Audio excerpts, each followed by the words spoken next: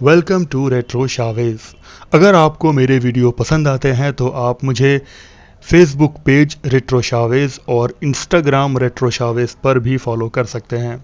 साहिबान, आज के वीडियो में हम बात करेंगे मोहम्मद रफ़ी साहब के एक बहुत बड़े फ़ैन की, जिनका नाम है अब्दुल गनी।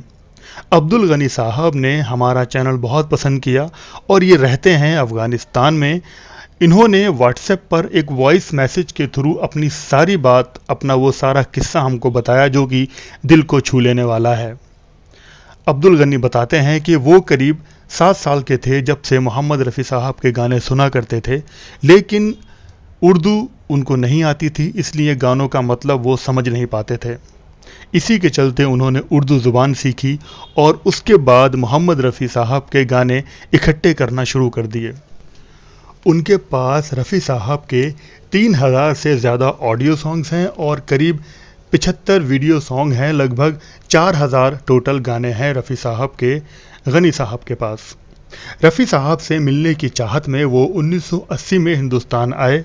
वो अपना ड्राई फ्रूट्स का बिज़नेस करते थे, तो वो दिल्ली में ठहरे। उन दिनों रमज़ान शुरू हो चुके थे, तो गनी साहब ने सोचा कि जैसे ही रमज़ान ख़त्म होंगे तो ईद के दूसरे या तीसरे दिन वो दिल्ली से बम्बई के लिए रवाना होंगे रफ़ी साहब से मिलने के लिए। गनी साहब जब हिंदुस्तान के लिए रवाना हो रहे थे, तब उन्होंने रफ़ी साहब के लिए एक गिफ्ट लिया था।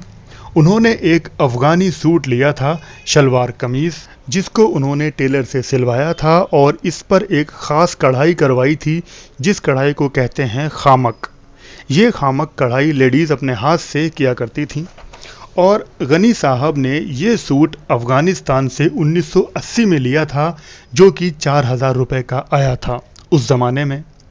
तो वो यही सोचकर इंडिया आए थे कि ये रफ़ी साहब को देंगे ईद के बाद। अब गनी साहब को मोहम्मद रफ़ी साहब का एड्रेस पता करना था, तो उन दिनों में एक मैगज़ीन, उर्दू मैगज़ीन आया करती थी जिसका नाम था शमा, और उसमें फिल्म स्टार्स के एड्रेस हुआ करते थे। तो रफ़ी साहब का एड्रेस शमा मैगज़ीन से मिल गया। रमज़ान शुरू हो चुके थे और गनी साहब अपने काम में मसरूफ़ रहते थे। ईद का इंतज़ार कर रहे थे कि एक दिन जब वो सुबह सुबह अपने होटल से बाहर निकले तो देखा कि रास्ते में अखबार रखे हुए हैं और सारे अखबारों पर मोहम्मद रफ़ी साहब की फ़ोटो छपी हुई है और हिंदी में कुछ लिखा हुआ है। ये देखकर उन्होंने दुकानदार से पूछा कि ये रफ़ी साहब की फ़ोटो हर अखबार पर क्यों छपी हुई है। तब उस दुकानदार ने बताया कि मोहम्मद रफ़ी साहब अल्लाह को प्यारे हो गए हैं। यह सुनकर अब्दुल गनी साहब को ऐसा लगा कि उनके बदन का सारा खून जम सा गया हो, वो एकदम सन से रह गए। फिर कहीं से उर्दू पेपर लाए और सारी खबर पढ़ी और वो दुख के मारे 3 दिन तक घर से बाहर ही नहीं निकले रफ़ी साहब की याद में।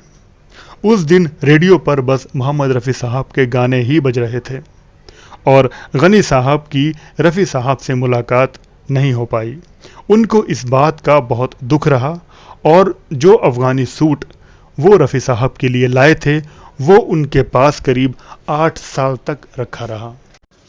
गनी साहब का कहना है कि अगर वो मोहम्मद रफ़ी साहब से मिल जाते तो यकीनन रफ़ी साहब उनके दोस्त बन जाते। जब भी गनी साहब मोहम्मद रफ़ी साहब का कोई फ़ोटो देखा करते थे तो उनको ऐसा लगता था कि रफ़ी साहब उनके सामने खड़े हैं। दोस्तों, यही थी दास्तां अब्दुल गनी साहब की मोहम्मद रफ़ी साहब के लिए। मुझे लगा कि आप सबसे शेयर करना चाहिए। अच्छा लगा हो तो लाइक शेयर कर देना। Thank you very much Ghani साहब, हम सब से ये शेयर करने के लिए।